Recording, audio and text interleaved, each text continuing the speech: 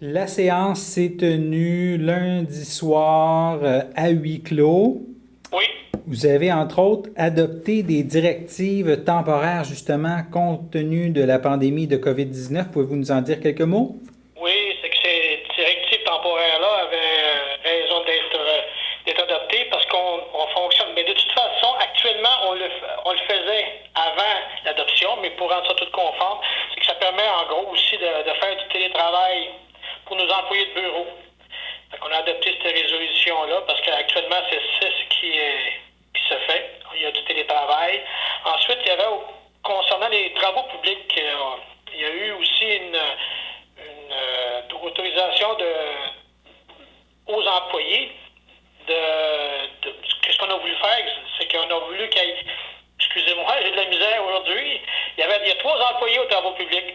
Oui. On a décidé que pour diminuer la propagation du coronavirus, qu'il y en aurait 2 qui travailleraient sur les lieux de travail, puis un qui serait comme mis en disponibilité.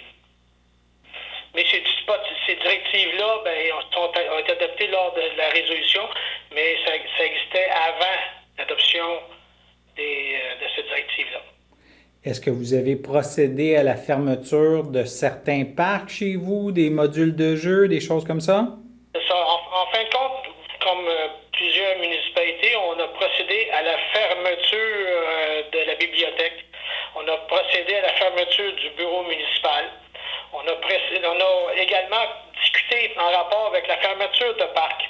Mais après discussion, on a décidé que pour les modules de jeu, ils vont être entourés d'une banderole jaune pour montrer de ne pas utiliser ces équipements-là.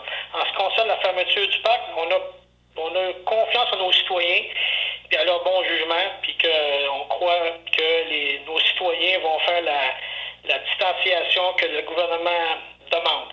Mais en même temps, aussi, je voudrais faire un appel aux citoyens.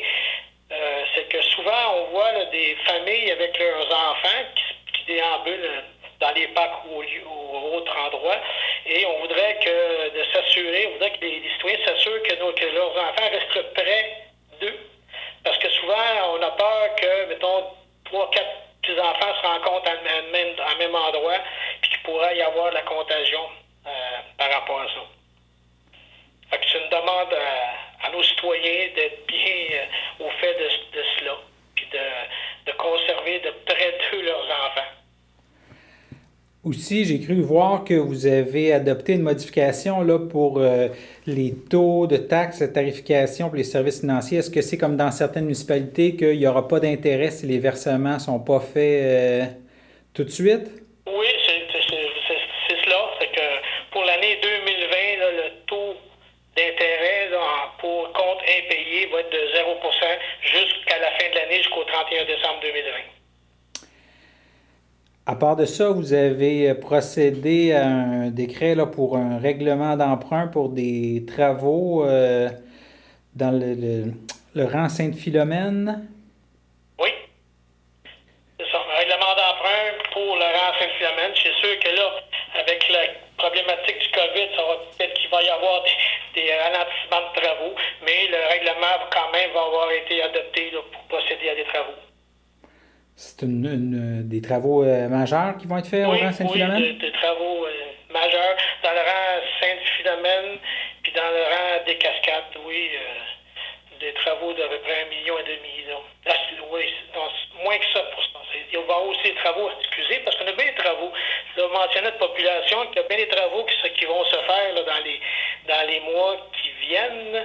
Il va y avoir des travaux dans le rang Sainte-Philomène, le rang des Cascades. Il va également avoir des travaux dans la rivière Bayonne-Nord, entre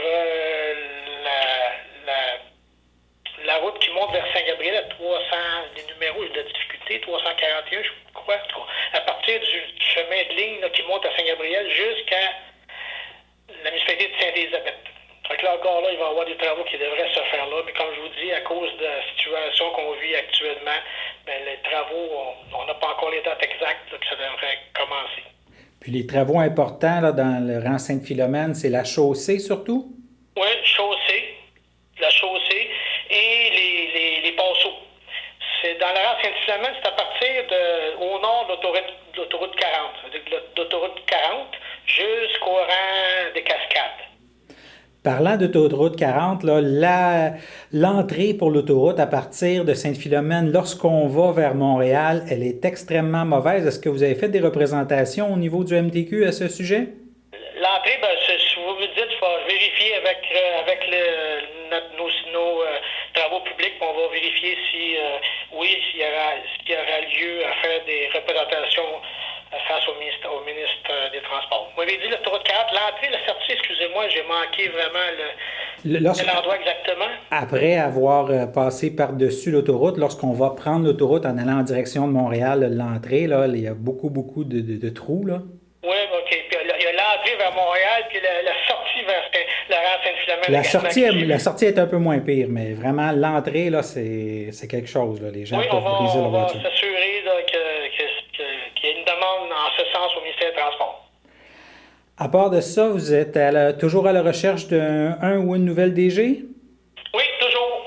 Mais comme je vous dis encore là, avec la situation qu'on vit, on va mettre un peu ça sur la glace, là, parce que de rencontrer, mais quand même, on regarde, là, il y a un comité qui a été créé à notre municipalité là, pour vérifier les CV des candidats potentiels. Et l'autre a accepté de rester un peu plus longtemps au cas où? C'est sûr, en fin de compte, nous autres, c'est dans un but de qu'il y ait un transfert. C'est sûr que notre DG actuel va également, si on a un nouveau DG, on va être là pour l'aider, puis pour lui faire apprendre vraiment le métier là, de DG, ou si c'est déjà un DG, de lui montrer, en fin de compte, là, les points importants de notre municipalité. Parfait. D'autres choses que vous voulez ajouter concernant cette séance? Non, c'est pas mal ce qui a été dit durant la séance. Comme je vous dis, qu'est-ce qui est important là, pour l'appel à la population, là, de bien s'assurer là, quand les personnes déambulent dans nos parcs, qu'il y a la distanciation de 2 mètres, et également de bien s'assurer que les enfants sont près d'eux pour pas qu'il y ait la propagation entre les enfants. Et là, il est fort probable que la prochaine séance se tiendra aussi à huis clos? Oui, c'est certainement ce qu'on va être à huis clos. Bon, en téléconférence ou en Skype, on verra comment on va fonctionner. On pourra se reparler ensuite.